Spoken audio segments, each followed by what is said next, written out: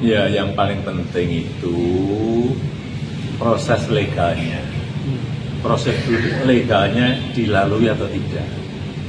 Betul atau enggak betul. Itu kan proses dari kelurahan, proses ke kecamatan, proses di kantor BPN kabupaten. Kalau untuk SHM-nya, kalau untuk SHGB-nya juga di kementerian, dicek aja.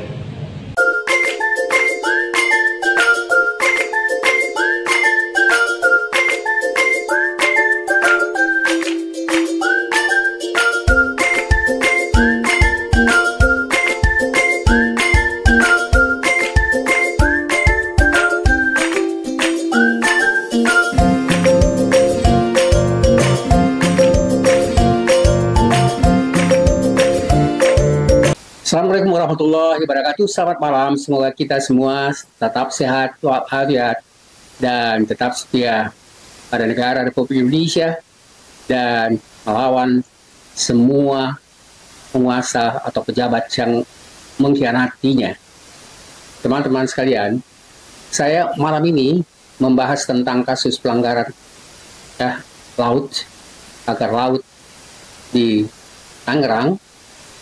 Karena ada banyak sekali misalnya permasalahan yang berkembang tentang masalah itu, dan kemudian ada seseorang juga yang menanyakan kepada saya apa dan bagaimana sikap saya, pandangan saya tentang kasus tersebut.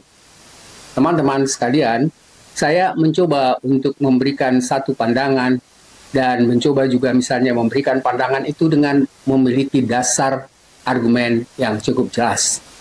Teman-teman sekalian, jadi podcast malam ini membahas tentang kasus sekitar pemanggaran laut yang lebih khusus sebenarnya yang terjadi di Tangerang, dan ini berkaitan dengan jawaban Jokowi ketika wartawan menanyakan tentang pendapatnya berkaitan dengan sertifikat hak milik, hak guna bangunan yang sudah dipunyai oleh pemilik tertentu. Teman-teman sekalian, Jokowi menyatakan bahwa legal tidaknya pembuatan tanggul dan juga hak-hak milik di laut sampai keluar hak milik itu, sebenarnya itu dia katakan bersumber dari proses dari bawah. Maksudnya dari bawah itu adalah mulai dari lurah, kemudian berproses ke kecamatan, kemudian ke kabupaten, sampai ke menteri. Teman-teman sekalian, saya justru berpendapat berbeda. Karena menurut saya, sumbernya justru bukan dari bawah, tapi sumbernya itu berasal dari atas dan bergerak sampai ke bawah. Saya mengukakan dasar pemikiran argumennya sebenarnya bertolak dari pernyataan organisasi Crime and Corruption Reporting Project yang sebelumnya memang sudah heboh juga, dan itu banyak sekali juga menimbulkan perdebatan. Jadi OCCRP itu juga memang kan akhirnya menempatkan Presiden Jokowi waktu itu sebagai seorang presiden yang nomor 2 lah, menjadi koruptor terbesar di dunia. Berkaitan dengan itu sebenarnya kan dikatakan bahwa Presiden Jokowi itu melakukan suatu korupsi, dan korupsi itu bergerak awalnya juga bukan hanya misalnya dengan melakukan korupsi tentang keuangan, tetapi juga adalah yang disebut misalnya dengan korupsi pada kekuasaan. Jadi kekuasaan yang bisa mengubah misalnya peraturan, dan kemudian peraturan itulah yang memungkinkan terjadinya apa yang kita sebut tadi dengan kasus-kasus pelanggaran di laut itu. Teman-teman sekalian, jadi yang didefinisikan korupsi itu secara lebih luas oleh OCCRP itu justru sebenarnya menjadi masalah yang menimbulkan kasus yang menjadi heboh sekarang ini.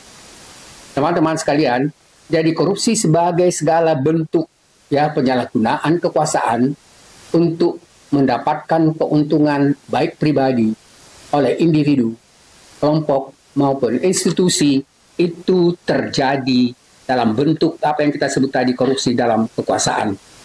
Jadi bukan hanya korupsi misalnya tentang uang, tetapi juga korupsi dengan melakukan perubahan peraturan.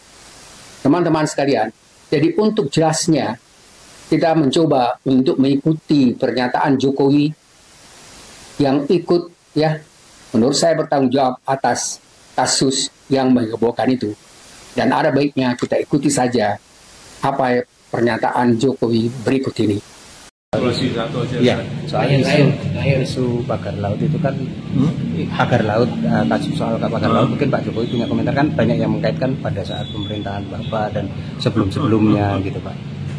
Ya, yang paling penting itu proses legalnya. Prosedur legalnya dilalui atau tidak.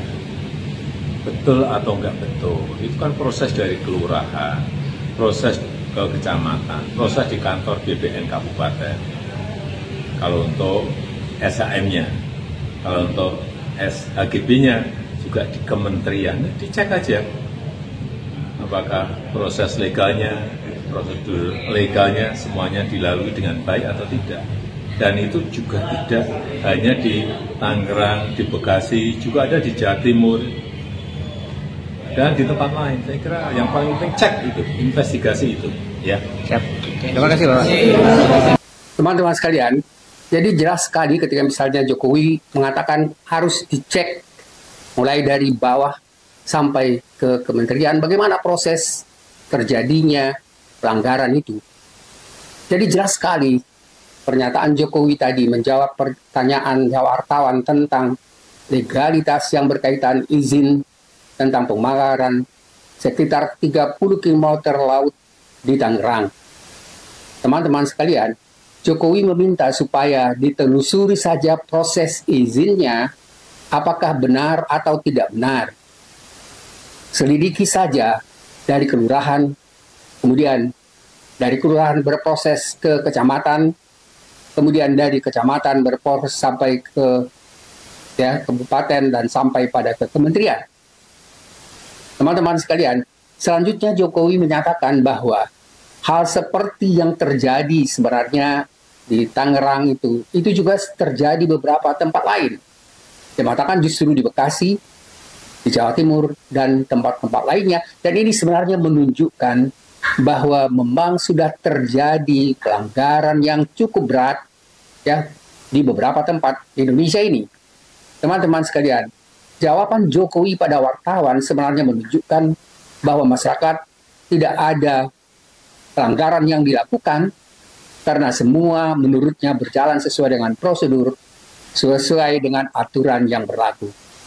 Teman-teman sekalian, menurut saya dan saya yakin seperti yang dikemukakan semua dan banyak sekali kemukakan masyarakat justru sebenarnya meminta pertanggungjawaban Presiden secara langsung. Jadi terjadi pelanggaran yang terjadi itu sebenarnya menurut saya adalah satu pemberian hak milik dan hak guna itu semuanya itu bersumber dari kebijakan atau pelanggaran yang dilakukan oleh Presiden terhadap perundang-undangan yang ada. Teman-teman sekalian, kalau Presiden waktu itu adalah Jokowi memahami dan menyadari bahwa pelanggaran itu sebenarnya itu merupakan pelanggaran terhadap tujuan pendirian negara Republik Indonesia seperti yang tercantum dalam pembukaan Undang-Undang Dasar 45 dan pelanggaran pasal 33 Undang-Undang Dasar 45 itu sebenarnya jelas sekali merupakan satu pelanggaran berat. Jadi pelanggaran berat itu bukan bersumber dari kelurahan, tapi dari Presiden sendiri yang melakukan korupsi peraturan sebagaimana dikemukakan oleh OCCRP yang mengatakan bahwa sebenarnya korupsi itu bukan hanya korupsi yang berkaitan dengan uang, tetapi juga bisa terjadi apa yang disebut sebagai korupsi dengan melakukan pelanggaran oleh pemerintah, oleh Presiden. Jadi teman-teman sekalian, kalau saya berpendapat sebenarnya yang terjadi itu adalah dasarnya pelanggaran terhadap peraturan dan pelanggaran aturan oleh Presiden itulah yang bergerak dari atas sampai ke kelurahan. dan peraturan yang memungkinkan itu terjadi, dan apa yang semua proses-proses mulai dari atas sampai ke bawah itu merupakan pertanggungjawaban atau ikut bertanggung jawab ya presiden yang pertama dan kemudian juga nanti yang melakukannya. Dan ada malah misalnya beberapa orang jenderal dari militer juga 3 orang yang jelas yang sudah sering sekali dikemukakan melalui media yang juga harus diminta bertanggung jawab. Teman-teman sekalian, jadi apa yang dikemukakan ya oleh posisi RP tentang korupsi adalah suatu pelanggaran terhadap kekuasaan, melanggar aturan yang paling dasar ketika misalnya yang dilanggar itu adalah tujuan pendirian negara Republik Indonesia dan pelanggaran terhadap Undang-Undang Dasar. Teman-teman sekalian, melanggar tujuan pendirian negara Republik Indonesia itu tujuannya sebenarnya kalau kita pelajari tujuan pendirian negara ini adalah untuk melindungi bangsa dan tumpah darah Indonesia, untuk memajukan kesejahteraan umum serta mencerdaskan kehidupan bangsa dan ikut melaksakan ketertiban dunia. Teman-teman sekalian, jelas sekali ya, dan ini mestinya tidak mungkin diabaikan oleh presiden dan para pejabat tinggi karena ini adalah tujuan penting bagaimana negara ini didirikan. Bagaimana misalnya banyak korban para pahlawan itu bisa mendirikan negara ini dan kemudian sekarang ya para pejabat itu bisa melanggar tujuan itu, peraturan itu dengan seenaknya. Teman-teman sekalian, jadi tujuan-tujuan ini tercantum seperti saya katakan tadi pada keempat pembukaan Undang Dasar 45 itu. Berikut saya berikan sedikit penjelasannya. Penjelasan yang pertama adalah tadi dikatakan melindungi bangsa dan tumpah darah Indonesia. Jelas yang dilakukan itu bukan melindungi bangsa dan tumpah darah Indonesia, tapi yang dilakukan itu adalah sebenarnya mengkhianati, ya, mencoba untuk melanggar, malah sering dikatakan justru itu sebenarnya sudah melanggar kedaulatan negara Republik Indonesia. Dan jika itu benar-benar diterima sebagai satu pelanggaran terhadap ya negara Republik Indonesia, maka itu sebenarnya suatu pelanggaran berat dan mengharuskan si pelanggar itu diajukan ke medan pengadilan. Teman-teman sekalian, jadi melindungi seluruh bangsa Indonesia itu, ya, itu sebenarnya tanpa memandang latar belakang siapapun, seperti misalnya masalah perbedaan antara ras, suku, adat, kepercayaan, dan asal keturunan semuanya memiliki hak dan penghargaan yang sama di depan hukum. Yang kedua adalah tujuan pendirian negara Republik Indonesia itu adalah memajukan kesejahteraan umum, meningkatkan kesejahteraan masyarakat, ya, meningkatkan kesejahteraan masyarakat Indonesia seperti kesejahteraan lahir dan batin, kemudian kecukupan sandang, pangan, dan papan. Teman-teman sekalian, jelas sekali kalau kita lihat ya, mulai dari awal rencana untuk pendirian itu justru sebenarnya tidak memajukan kesejahteraan umum, tidak meningkatkan kesejahteraan masyarakat Indonesia, juga tidak sesuai dengan upaya untuk kesejahteraan lahir dan batin, kecukupan sandang, pangan, dan papan. Justru sebenarnya merugikan masyarakat secara luar biasa, karena masyarakat digusur, kemudian ada yang tidak dibayar, kemudian dilakukan pemaksaan, dilakukan penyogokan, dan lain-lainnya. Itu menunjukkan bahwa sebenarnya ada terjadi pelanggaran yang cukup berat. Jadi bertentangan jelas dengan ya poin kedua ini, yaitu poin yang berkaitan dengan tujuan untuk mendirikan Republik Indonesia. Yang ketiga adalah mencerdaskan kehidupan bangsa, memastikan seluruh warga negara memiliki akses dan kesempatan untuk mendapatkan pendidikan yang layak, yang berkualitas, dan ikut melaksanakan ketertiban dunia. Teman-teman sekalian, yang keempat adalah menciptakan perdamaian di dalam dan di luar negeri dengan menerapkan sikap saling menghargai dan berlandaskan pada politik luar negeri yang bebas aktif. Teman-teman sekalian, jelas sekali terutama sekali misalnya pada poin yang pertama dan yang kedua, tujuan pendirian negara itu jelas untuk mensejahterakan rakyat, memberikan keadilan pada masyarakat, dan kemudian misalnya menciptakan, katakanlah misalnya ketersediaan pangan, pendidikan, dan lain-lain, dan itu justru bertentangan sekali dengan apa yang dilakukan, dengan menggusur masyarakat, memaksa mereka, menciptakan misalnya ketidakadilan, dan itu hal-hal yang jelas-jelas melanggar tujuan pendirian Republik Indonesia. Teman-teman sekalian, kalau tadi kita katakan ya dan jelaskan 4 masalah, 4 poin dari tujuan pendirian Republik Indonesia pada pasal 33 ayat 3 Undang Dasar 45, ini jelas tujuannya adalah mengatur tentang penguasaan dan pemanfaatan sumber daya alam. Teman-teman sekalian, apakah ini tidak bertentangan dengan apa yang terjadi di laut itu, di pinggir laut itu tidak bertentangan dengan pasal 33 Undang Dasar 45 ini. Teman-teman sekalian, jadi semua yang ada dalam bentuk sumber daya alam, termasuk tanah, air, dan kekayaan sumber alam lainnya, itu dijamin dalam pasal ini dan menyatakan bahwa negara berwenang untuk menguasai dan mengelola sumber daya alam itu untuk kesejahteraan rakyat. Jadi bukan untuk pemilikan orang-orang tertentu, kelompok tertentu, dan menguasai misalnya lautan untuk dijadikan sebagai katakanlah misalnya sumber yang memberikan manfaat kekayaan bagi kelompok-kelompok tertentu itu.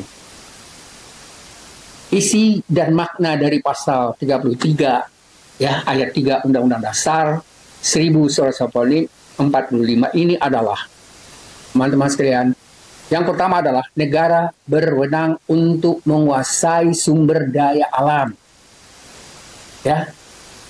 Jadi kekayaan sumber alam yang ada di laut itu adalah kekayaan yang dimiliki oleh semua warga negara, terutama sekali misalnya penduduk masyarakat yang tinggal di daerah itu. Jadi menghilangkan sumber daya alam mereka untuk bisa memperoleh kehidupan yang layak itu suatu pelanggaran yang luar biasa.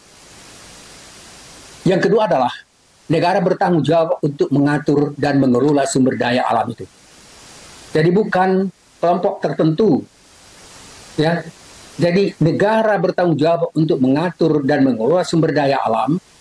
Bukan misalnya kepala negara bisa mengatur semau-maunya, tapi aturan itu mestinya jelas seperti apa yang kita jelaskan pada bagian di atas yang tercantum dalam tujuan pendirian negara Republik Indonesia, dan juga misalnya yang dijelaskan pada Undang-Undang Dasar, khususnya pasal 33 yang kita sebutkan tadi. Yang berikutnya adalah dinyatakan bahwa sumber daya alam harus dimanfaatkan untuk kesejahteraan rakyat. Yang dilakukan atau yang terjadi di beberapa pantai yang sekarang mulai menjadi masalah yang dihebohkan oleh masyarakat itu adalah bertentangan dengan apa yang tercantum pada sumber daya alam ini harus dimanfaatkan untuk kesejahteraan rakyat dan bukan untuk kesejahteraan kelompok atau individu tertentu atau pejabat tertentu. Yang berikutnya adalah sumber daya alam harus dimanfaatkan secara adil dan berkelanjutan. Ini juga satu pelanggaran karena memang tidak adil dan tidak berkelanjutan. Teman-teman sekalian, jadi ada pelanggaran yang luar biasa, misalnya tentang bagaimana lingkungan alam itu, hutan lindung itu dihancurkan, bagaimana misalnya sawah-sawah yang luas itu dihancurkan juga, dan itu sebenarnya melanggar juga tujuan dari pemerintahan yang sekarang yang berusaha untuk menciptakan pangan untuk rakyat. Dan apa yang dilakukan yang sekarang ini menjadi kritik besar atau luas dari masyarakat itu merupakan suatu pelanggaran. Yang berikutnya adalah sumber daya alam harus memberikan manfaat sebesar-besarnya bagi rakyat. Dan ini suatu ya pernyataan yang jelas juga bertentangan dengan apa yang dilakukan ya oleh kelompok atau pejabat-pejabat yang sekarang dipertanyakan, malah diminta masyarakat untuk dihadapkan ke depan pengadilan. Teman-teman sekalian, jadi kasus-kasus pelanggaran berat dengan perbuatan ya pagar laut misalnya, dan ya penghilangan hak milik dan pemberian misalnya hak milik dan hak guna bangunan pada orang-orang kelompok tertentu, itu merupakan pelanggaran ya yang sangat bertentangan dengan Undang-Undang 45, dan semestinya Jokowi tidak harus menghindar dari pertanggungjawaban itu seperti yang dia kemukakan tadi pada bagian awal ketika kita mulai ya podcast ini, dan dengan membuat pernyataan bahwa sepertinya tidak ada proses dalam pelaksanaan itu yang dianggap melanggar, apalagi misalnya melanggar Undang-Undang Dasar 45 yang menurut saya sebenarnya jelas sudah melanggar Undang-Undang Dasar 45 karena melakukan korupsi kekuasaan untuk bisa melegislasikan, membenarkan pelaksanaan yang tidak bicarakan. Sekalian, jadi kekuasaan atau pelanggaran korupsi yang dilakukan oleh kekuasaan seperti dikemukakan oleh CCRP itu merupakan suatu ya pelanggaran, walaupun misalnya pelanggaran itu ya berdasarkan pada pelanggaran terhadap Undang-Undang Dasar atau korupsi, itu juga sebenarnya suatu pelanggaran berat yang tidak mungkin bisa diabaikan. Dan mudah-mudahan teman-teman sekalian ya, para penguasa, para pemimpin yang ada sekarang ini, dan mulai kita lihat misalnya dari Presiden Prabowo menyatakan supaya harus dilakukan ya pengadilan ya atas pelanggaran-pelanggaran tersebut, dan mudah-mudahan ini memang bisa terjadi. Semoga untuk selanjutnya tidak ada lagi upaya-upaya yang bisa terus-menerus ya melanggar Undang-Undang Dasar 45 dan bisa mengembalikan dan melaksanakan Undang-Undang Dasar 45 itu sebagaimana diamanatkan di dalam bunyi-bunyinya atau di dalam peraturan yang ada di dalam Undang-Undang Dasar tersebut. Demikian teman-teman apa yang kita sampaikan pada malam ini, mudah-mudahan ada manfaatnya, dan kita sebagai rakyat harus bisa memperjuangkan dan membela kepentingan negara di atas kepentingan kelompok atau kepentingan lain. Terima kasih, semoga ada manfaatnya. Assalamualaikum warahmatullahi wabarakatuh. Terima kasih telah menonton video ini sampai selesai. Pastikan kamu sudah like, komen, dan subscribe channel ini, karena dukungan Anda sangat berarti bagi kami.